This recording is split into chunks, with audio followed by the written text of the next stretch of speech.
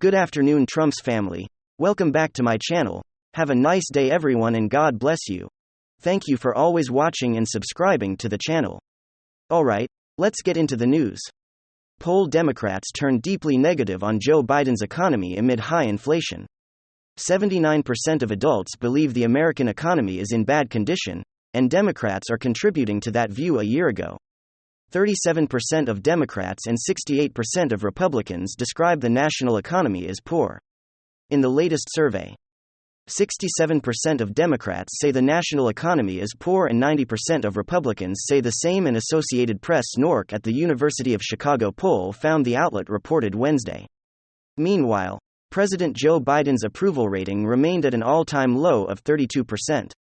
According to a Breitbart News article published Monday, Biden's approval rating has remained at 32 since last week, when it reached the lowest of his presidency, dropping from 33% approval in Quinnipiac June 8 poll, the outlet said, adding that under his leadership inflation reached a 40-year high.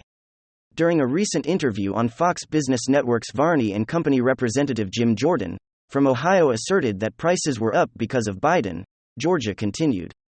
I mean, we know why we have inflation. They spent like crazy.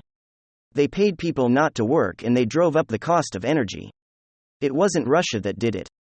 It was their crazy policies that ended the pipeline. Their policies that won't let you drill A&W, or their policies that made it difficult to get leases on federal land. So everything costs more because of Joe Biden, he said. Nate Silver says Pelosi fundraising email is straight-up misinformation.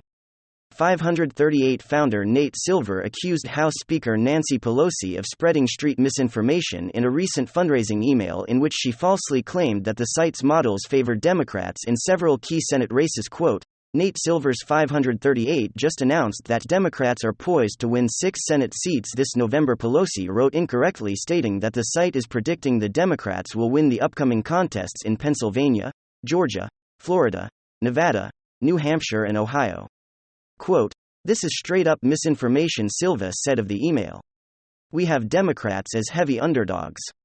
The email comes after Democrats were criticized for aggressive fundraising emails last week, including one in which Pelosi suggested, quote, that if I don't reach 1387 more gifts before midnight to close the budget cap, it will be the single most devastating setback for Democrats' chances of winning this election and protecting women's freedoms worldwide.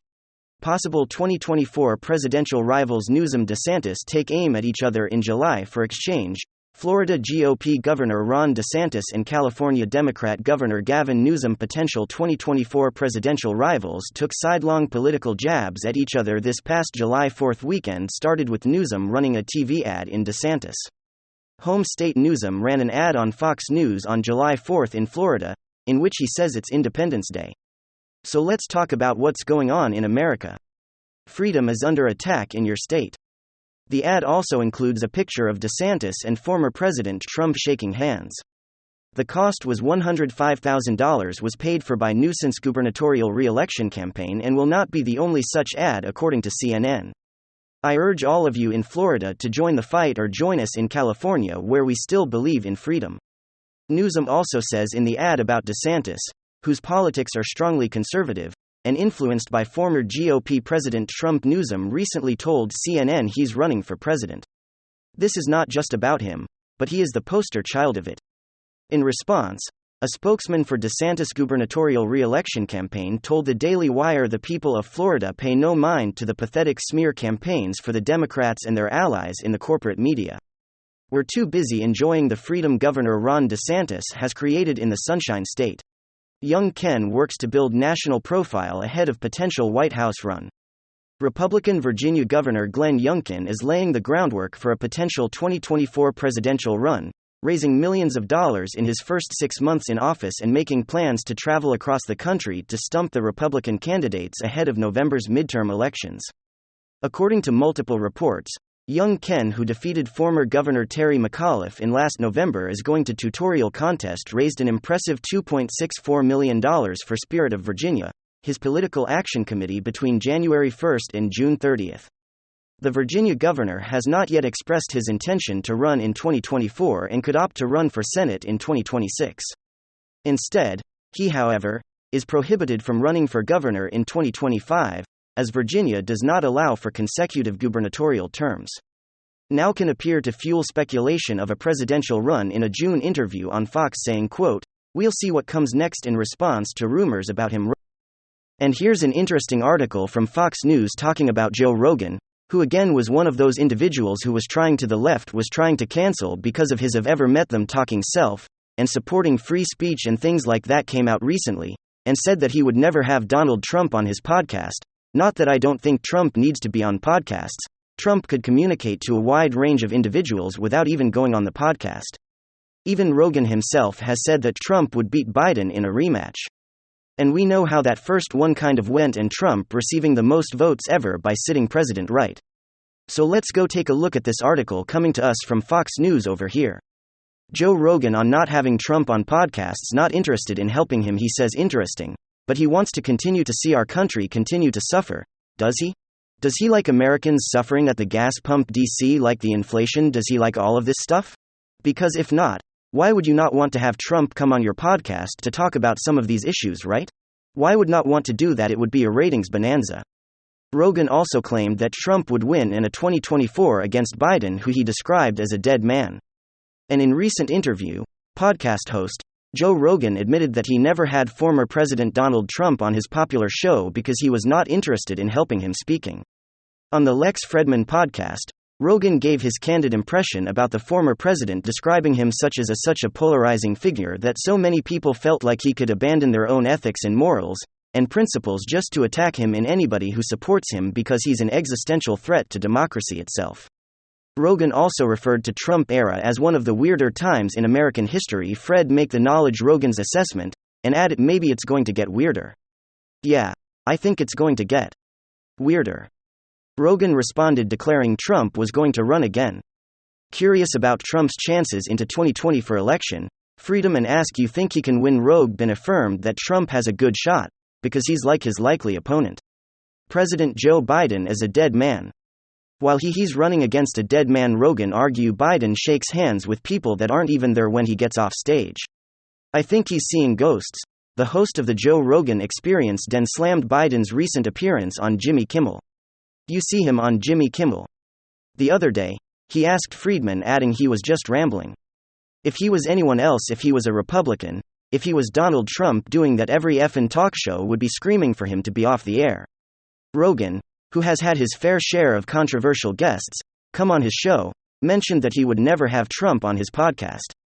By the way, I'm not a Trump supporter in any way, shape, or form. I've had the opportunity to have him on my show more than once. I've said no every time he says I don't want to help him, Rogan declared, adding I'm not interested in helping them. News we reported in March that Rogan had the opportunity to interview Trump at the White House before he left office. Though Rogan declined due to the interview's format being too different from what he's used to.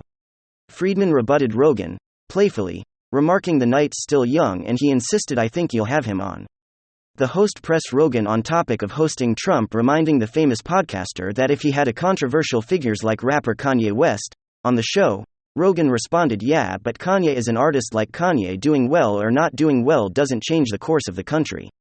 Friedman then asked, do you really bear the responsibility the course of the country based on a conversation? He says I think you can read vandalized, revitalized, and rehabilitate someone's image in a way that is pretty shocking. Broken. Insisted. So there you have it. Rogan not interested in having Donald Trump on his podcasts now or in the future. So we'll see if he changes his mind as he continues on Joe Rogan. As you guys know, it's one of the most popular podcasts in the world, in the country. So it would be interesting to see if Donald Trump would ever appear, if that were ever to make happen.